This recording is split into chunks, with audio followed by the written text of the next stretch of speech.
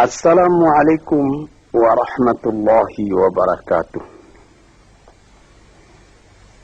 Para pendengar, peminat kaset-kaset saya ini, laki-laki dan perempuan, baik yang sedang tinggal di rumah atau dalam mengembara dalam perjalanan yang jauh dengan mobilnya, diputar kaset, didengarkan Nabuya berceramah, seakan-akan kita berdekat. Meskipun saya tidak ada dalam mobil ini, tapi suara saya ada. Yang akan saya bicarakan pada hari ini ialah tentang mensyukuri nikmat Allah Subhanahu wa Ta'ala. Tuhan bersabda di dalam Al-Quran, la in syakartum la azidannakum wa la in kafartum inna azabi la syadid. Sesungguhnya jika kamu syukuri yang nikmat yang diberikan Allah kepadamu, niscaya nikmat itu akan ditambah lagi oleh Tuhan. Sebaliknya jika kamu lupakan nikmat itu, tidak kamu pedulikan, maka azab atau siksa Tuhan sangatlah pedihnya. Inilah ayat tentang syukur yang disebutkan oleh Tuhan di dalam Al-Quran.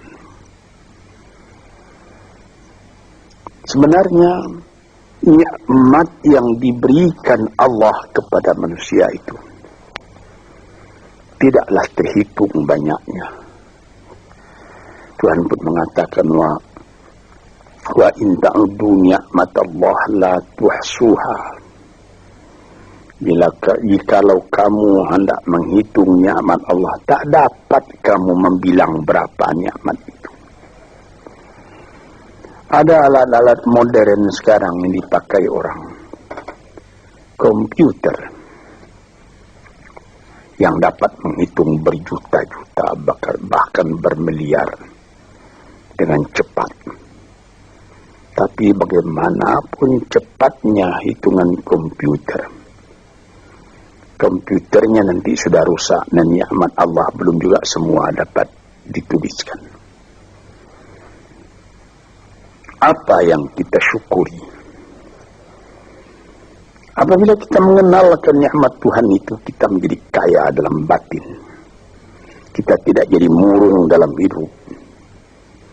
Sejak dari matahari yang terbit di waktu pagi, terbenam di waktu sore, di waktu senja, lalu berganti dengan malam, dan apabila malam sudah datang, bintang-bintang pun berkelap-kelip di langit. Itu pun sudah kita syukuri jika kita mengenal Dia. Di atas bumi sendiri pun kayu-kayu yang menghijau, buah-buahan yang renum masak, ikan di laut, deburan pasir ketika ombak mengempaskan dirinya ke pantai, pohon kelapa nyiur yang melambai di tepi pantai, dan segala macam yang lain yang susah buat dituliskan, buat diucapkan pun, menjadi perbandingan, menjadi peringatan kepada kita bagaimana besarnya nikmat yang melingkungi manusia ini. Tuan-tuan yang terhormat, di dalam Al-Quran Tuhan pernah bersabda, wa khalaqna lakum ma fil ardi jami'a. Semua isi bumi ini kami sediakan buat kamu. Kami sediakan buat kamu. Sehingga apabila kita melihat ke laut, lihat ombak itu berdebur ke pantai, lalu kelihatan dari jauh perahu nelayan menyusur ombak dan gelombang mencari ikan Untuk siapa ikan yang dicarinya itu? Untuk kita makan. Apabila kita lihat padi menguning di sawah, kita tanamkan padi itu. Untuk siapa buahnya? Untuk kita makan. Pisang yang tumbuh di pekarangan rumah kita untuk kita makan. Malahan kalau kita lihat binatang-binatang berkaki 4, kambing, sapi, kerbau. Hei kambing, hei sapi, hei kerbau, mengapa kamu gemuk? Mengapa kamu jadi besar? Kami disediakan buat kamu. Buat kamu. Payahlah menghitungnya. Sampai kepada buah-buahan yang ada, mangga, rambutan, durian, makanan-makanan yang lain-lain, lazat dimakan oleh manusia. Kalau sekiranya kita tanyai dan mereka dapat menjawab, tentu jawabnya akan sama semua, buat kamu. Inilah nikmat oleh Allah Subhanahu wa ta'ala. Wa sakhkhara lakum ma fil ardi, dan segala isi bumi ini disediakan buat kamu. Di sini kita merasa dalam hati syukur. Allah Ta'ala pun beri peringatan kepada kita. Walaqad karramna bani Adam wa hamalnahum fil barri wal bahri wa razaqnahum minat tayyibat wa faddalnahum ala katsirin mimman khalaqna tafdila. 4. Katanya, hai anak Adam, kami muliakan kamu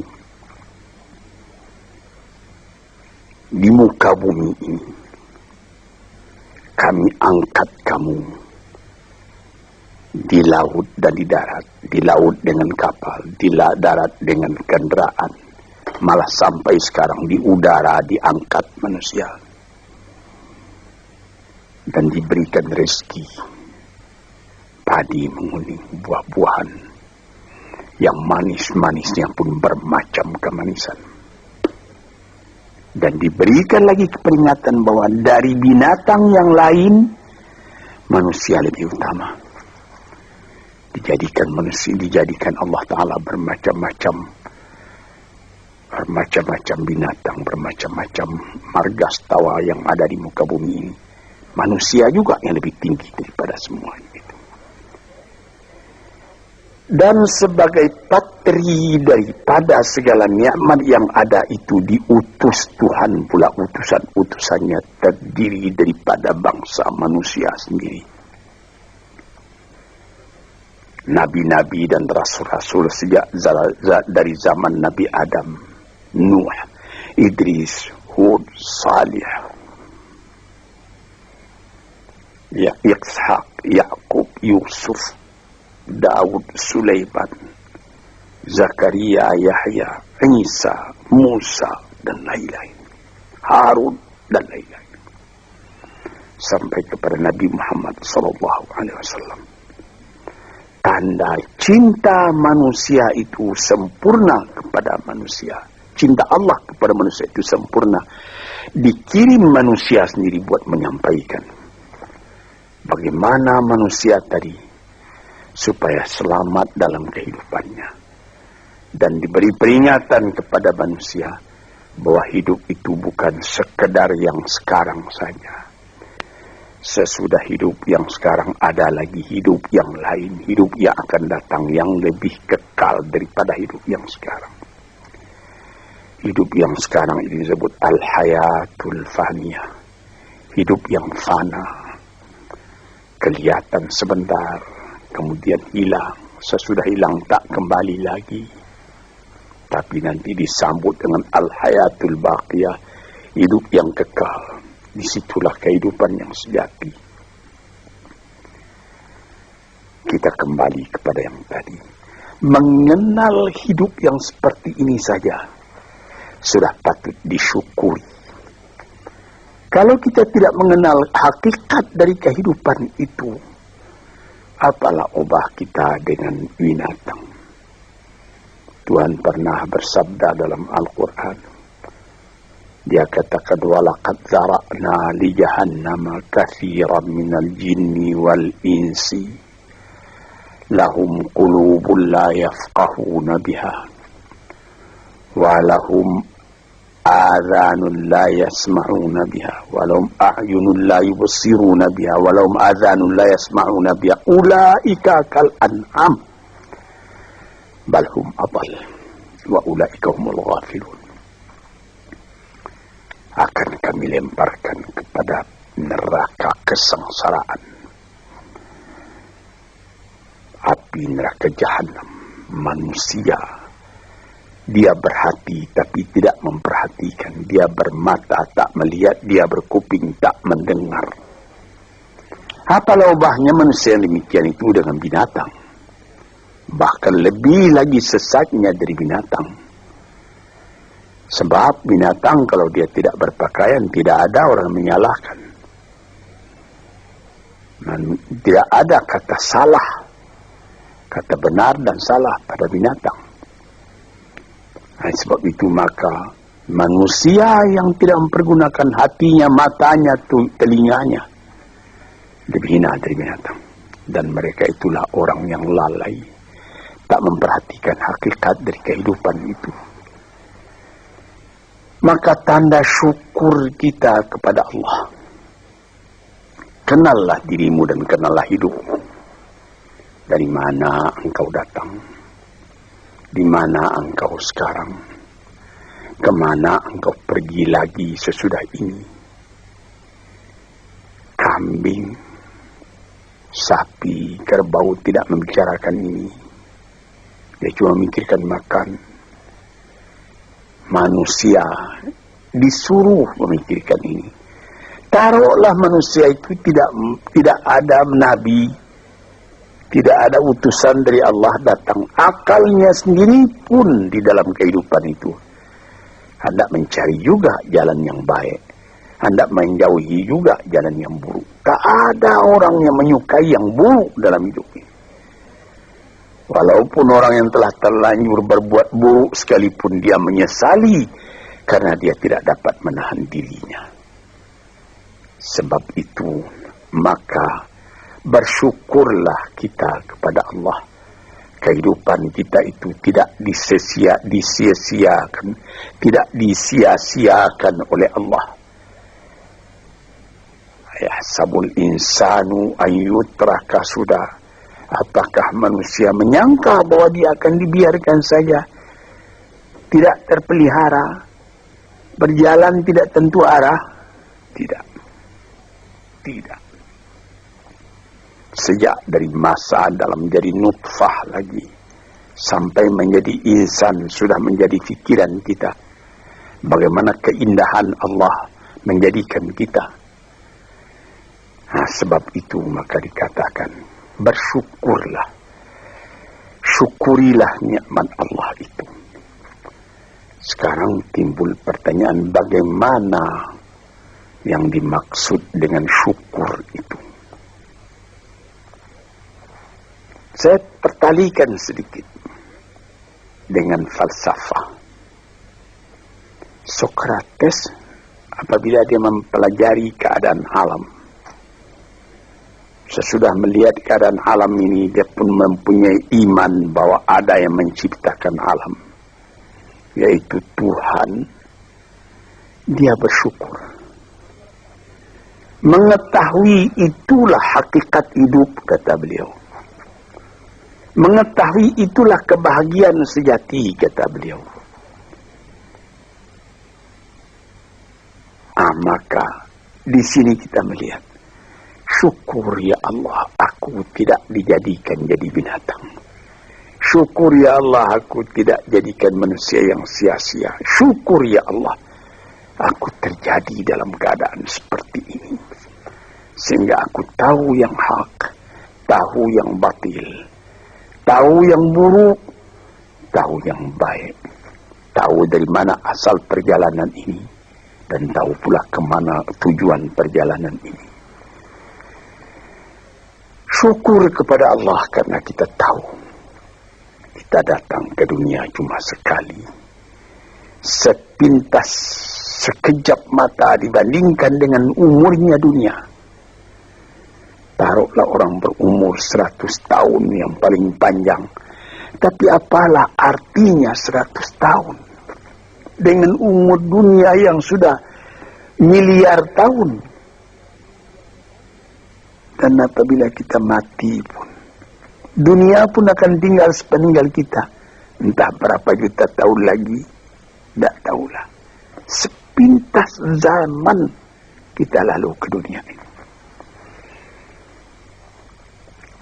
Kita bersyukur karena kita diberi ingat. Yang sepintas zaman, yang sekejap mata itu harus kita isi.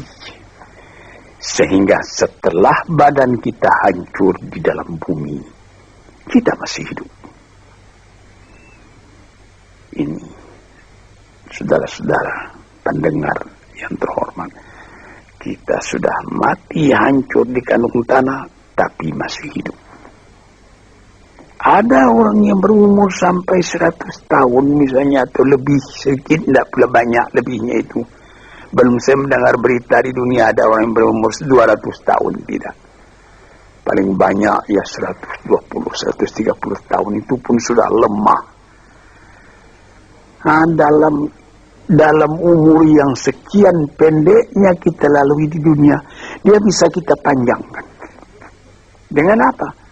Dengan sebutan, dengan amal, dengan bekas tangan, dengan iman dan amal saleh,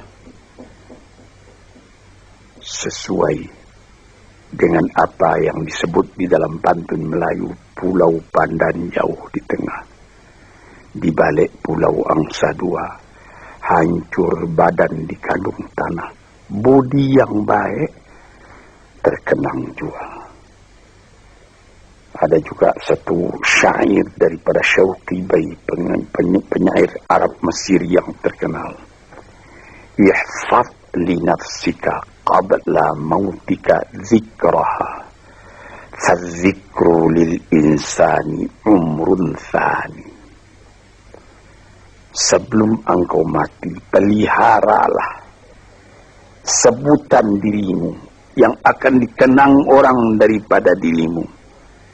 Karena kenangan atas ketika hidup yang dulu itu adalah umur yang kedua kali bagi manusia. Banyak orang yang setelah dimasukkan ke dalam kubur, masuk, sudah ditimbun kubur tadi, orang pun pulang ke rumah. Sebutan orang tadi keluar dari kuburnya. Tiap hari dia keluar. 1 tahun, 2 tahun, 10 tahun, 100 tahun. Malah ada yang beribu tahun.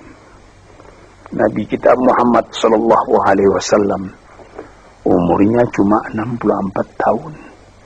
Tapi beliau sampai sekarang sudah 1400 tahun. Masih seperti kemarin saja. Hidup beliau itu menjadi sebutan siang malam. Inilah maksudnya yang dikatakan orang yang sesudah mati, dia hidup kembali lebih panjang umurnya. 64 tahun dibandingkan dengan 1400 tahun. Dan selama azan masih kedengaran di puncak menara, entah ratusan ribu tahun lagi, itu nama akan tetap hidup. Ini yang kita syukuri kepada Tuhan. Sebaliknya, setelah kita sebutkan bagaimana syukur atas nikmat yang diberikan Allah, sebaliknya ada orang yang tidak berterima kasih sedikit juga kepada Tuhan, melainkan mengomel terus bagaimanapun banyaknya nikmat yang dia terima. Maka pada ujung ayat tadi dikatakan, wala in kafartum inna azabi la syadid. Kalau kamu masih mengingkari nikmat Tuhan itu, maka siksaan Tuhan amatlah pedihnya kepada dirimu. Memang banyak sekali manusia sudah ada nikmat datang, dia tidak memperdulikan nikmat itu, dia masih mengomel saja. Kita misalkan, ada seorang perempuan bertandang ke rumah sahabatnya perempuan yang lain. Sesampai di rumah tadi dilihatnya, senang dia melihat bagaimana keadaan rumah itu. Dilihatnya ada televisi terletak, ada radio, ada CC, kursi-kursi bagus, ada lagi perhiasan-perhiasan yang lain. Tanda dia bergembira, dia bilang, syukur saudara atau saudari, ada radionya ini, ada televisinya ini, ada lagi CC-nya model betul ini. Furniture di mana ini yang menyediakan? Disambutnya, televisinya sudah model, ketinggalan model ini 10 tahun yang lalu. Radionya sudah bahula ini. CC-nya juga begitu. Ada yang model sekarang, yang model baru. Saya sudah ketinggalan zaman ini. Ini misalnya.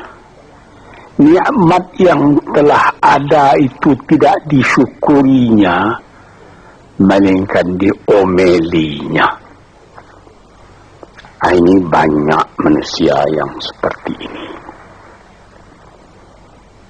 Sebagaimana pernah saya katakan dalam kaset ini, inilah orang yang wa nafsin wa min nafsin la tashba, jiwa yang tidak pernah merasa kenyang, tamak terus.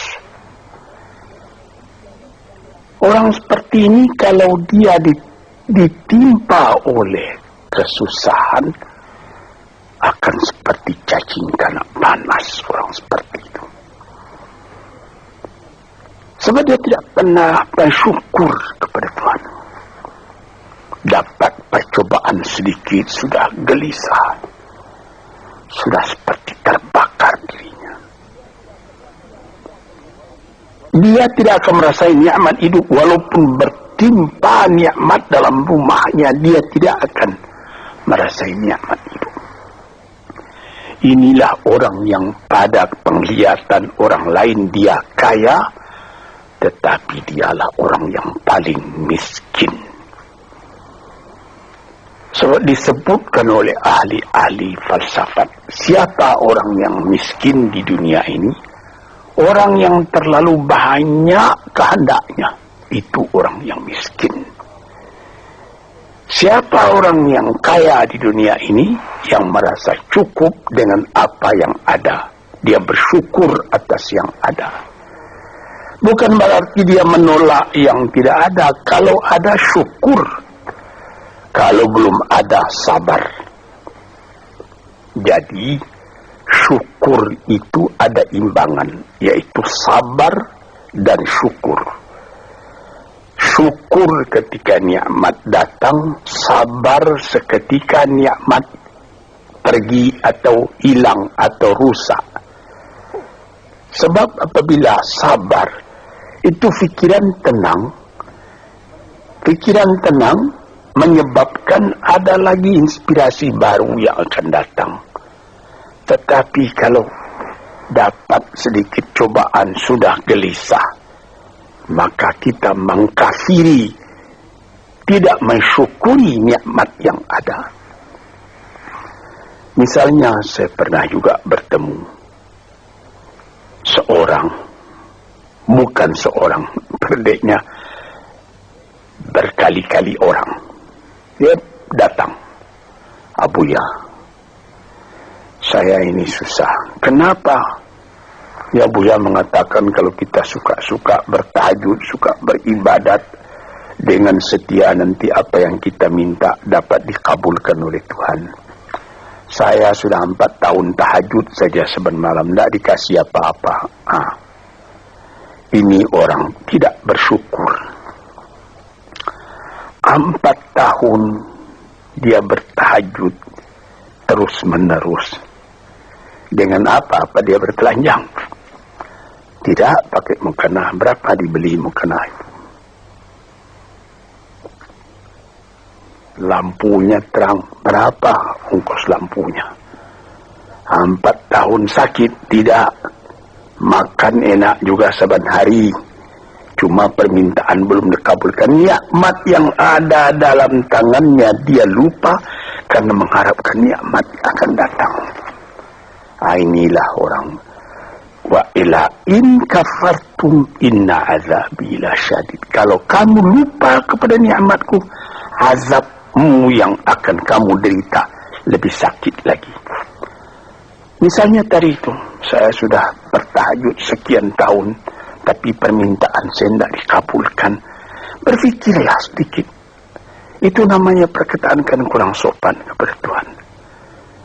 Seakan-akan kita yang menentukan, Tuhan, mari sini, kasih saya. Seperti begitu kita kepada Tuhan. Padahal bukan karena mengharapkan diberi apa-apa itu yang menjadi pokok. Kita sebagai hamba Allah dihidupkan di dunia ini buat apa? Di dalam Quran dikatakan, "Ma khalaqtul jinna wal insa illa liya'budun." Tidaklah aku jadikan jin dan manusia melainkan untuk beribadat kepadaku. Jadi artinya bukan 4 tahun, selama hidup hendaknya kita beribadat kepada Tuhan. Bukan mengharapkan apa-apa, karena yang ada ini sudah harapan kita. Yang ada disyukuri. Ini satu contoh, saya ingatkan apa maksudnya inna azabi lasyadid. Orang yang lupa kepada nikmat Allah, nikmatnya Allah dia lupakan, dia tidak bersyukur, siksaan datang. Siksaan apa? Gelisah hatinya selalu. Itu siksaan, itu gelisah. Sudah dapat mobil. Apa merek mobil? Mereknya Holden. Iya, tapi baru dipakainya 2-3 hari. Iya, tapi sekarang ada lagi ini Holden dah. Mau pakai Mercedes Benz, pakai apa lagi? BMW, Volvo, macam-macam pikirannya itu sudah siksaan buat dia. Padahal bukan pula dilarang mencita-cita yang baru itu, bukan dilarang. Tapi berpikirlah dengan wajar yang akan datang disyukuri, yang telah ada ini lebih disyukuri lagi. Orang gelisah karena mengharapkan yang baru, dia lupa keadaan kekayaan yang ada pada dirinya sendiri. Cobalah, kita kaya, mobil ada, rumah besar, ini cukup, tapi badan sakit. Bagaimana? Saya teringat salah seorang sahabat saya telah meninggal. Itu terkenal orang kaya besar, Bapak Rahman Tamin. Dia di rumah sakit. Dia ketika itu baru saja membuka pabrik tekstil di Surabaya. Jadi bukan main dia terkenal.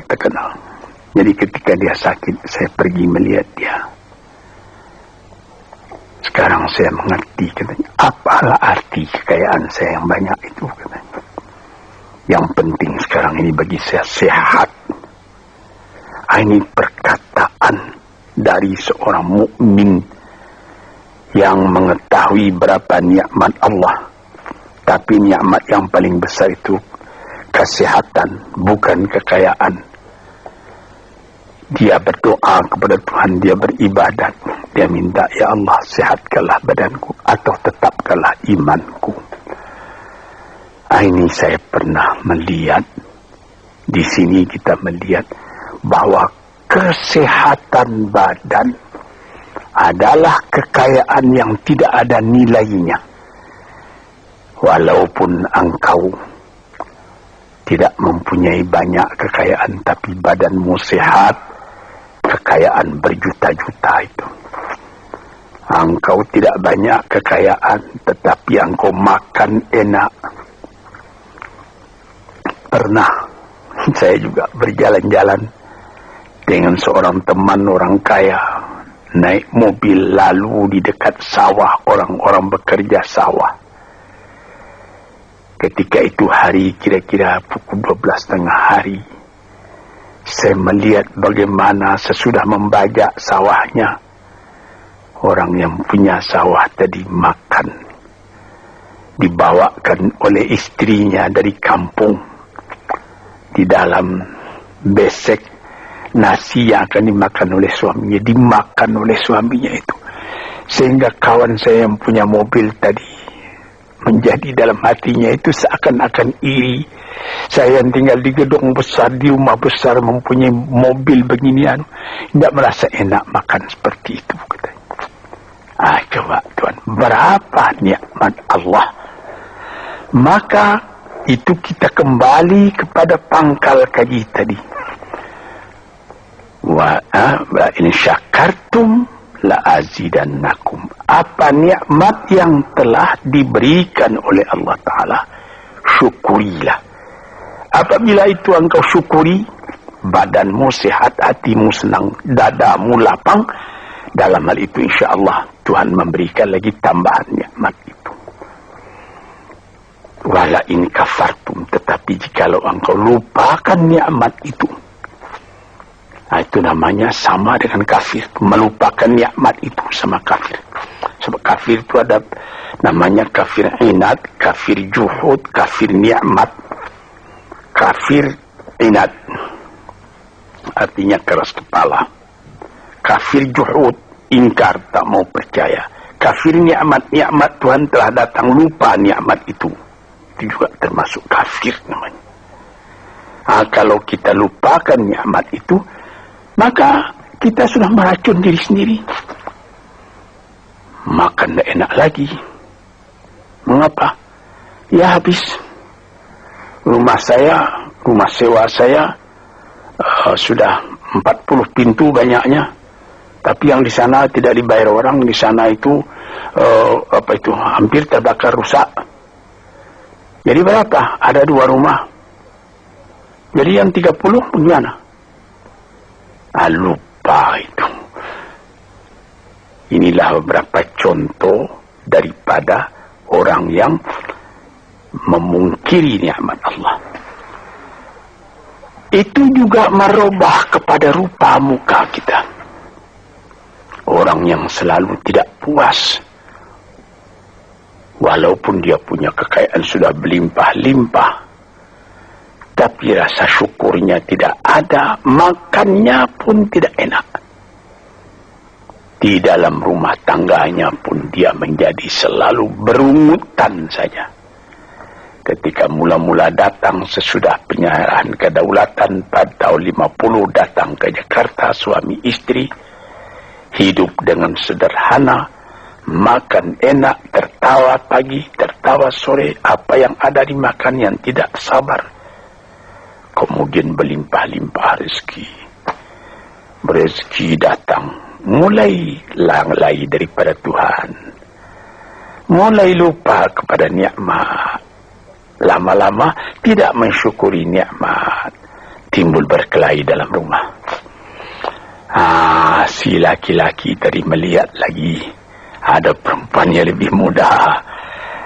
Dia mau kawin lagi, ribut lagi dengan yang tua, macam-macam.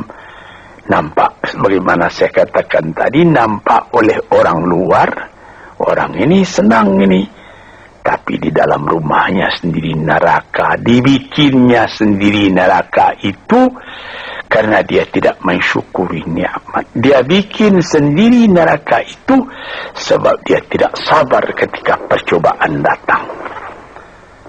Di sinilah tuan-tuan pendengar kaset yang saya cintai, saya katakan di dalam agama kita disuruh qanaah. Apa? Menyambut dengan kedua belah tangan nikmat yang diberikan Allah, kecil atau besar, Yang penting nilainya. Nilai nikmat itu ialah apabila kita terima dengan syukur.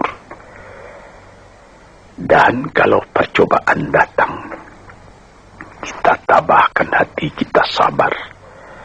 Percobaan itu banyak, harta, berniaga rugi,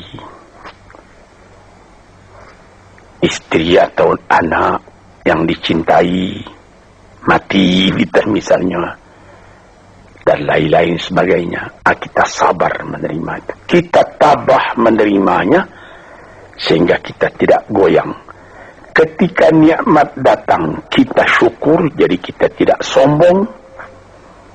Ketika percobaan datang, kita sabar, jadi kita tidak bingung. Kita punya hidup selalu tenang. Di dalam ilmu tasawuf disebutnya bahwa antara syukur dengan sabar itu adalah seperti sayap. Sayap sebelah kanan syukur, sayap sebelah kiri sabar. Kalau patah salah satu dari dua sayap itu, kita jatuh, tidak bisa kuat lagi. Jadi sebagaimana kapal terbang juga mempunyai dua sayap. Kalau patah satu, lebih baik lekas berhenti, jangan berlayar lagi, nanti bahaya besar jatuh, membawa jatuh kita. Para pendengar, disinilah yang jadi tiang dari kehidupan kita, sehingga menjadi kita normal. Sebagaimana pernah juga saya katakan, kerusakan atau seperti radio korsleting yang terjadi antara sabar dan syukur ini bisa jadi penyakit. Mulanya penyakit batin, kemudian menjadi penyakit badan. Ada orang, itu saya pernah mengatakan tempoh hari ini dalam salah satu kuliah di kaset ini, psikosomat. Dilihat penyakit, diperiksa, dianalisa oleh dokter, asalnya dari kecewa. Ada orang, anaknya menyakitkan hatinya, karena anak itu juga jadi fitnah dalam kehidupan. Diharap akan begini, rupanya jadi begitu. Diharap akan taat, rupanya maksiat. Lama-lama dipendam penyakit itu dalam hati, berubah kepada badan sendiri. Kadang-kadang sakit jantung, kadang-kadang eksim, kadang-kadang kudis. Ajaib. Rupanya perjalanan darah diganggu oleh tekanan jiwa. Tekanan jiwa mengganggu tekanan jantung. Tekanan jantung mengganggu tekanan darah. Tekanan darah menjadikan penyakit basir pada badan. Sebab itu maka dikatakan, barang siapa wamat a'rada an dzikri fa innalahu ma'isyatan dhanka. Barang siapa yang menolak peringatanku, dia punya hidup nanti akan sengsara. Sengsara jadi penyakit. Fi qulubihim maradun fazadahumullahu marada. Dalam hatinya ada penyakit, ditambah lagi oleh Tuhan dengan penyakit lain. Diperiksa oleh dokter, badanmu tidak sakit, ini pikiranmu yang sakit, macam-macam. Disinilah saudara-saudara yang terhormat, maka syukur itu adalah satu nikmat yang kita sendiri mengusahakan supaya terjadi pada diri kita sendiri. Dan gelisah itu adalah laknat yang kita tumbuhkan sendiri. Sebagaimana pepatah orang Melayu, makan hati berulam jantung. Hatinya sendiri dia makan, jantungnya sendiri diambil ulam, akhirnya kurus kering.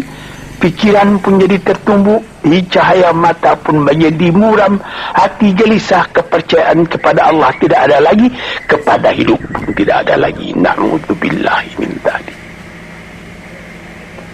Para pendengar, peminat kaset-kaset ini, saya serukan, gembirakan hati, kuatkan iman kepada Allah, syukuri segala nikmat, sabar kalau datang percobaan. Insya Allah kita akan tetap teguh hidup, selamat dunia dan akhirat.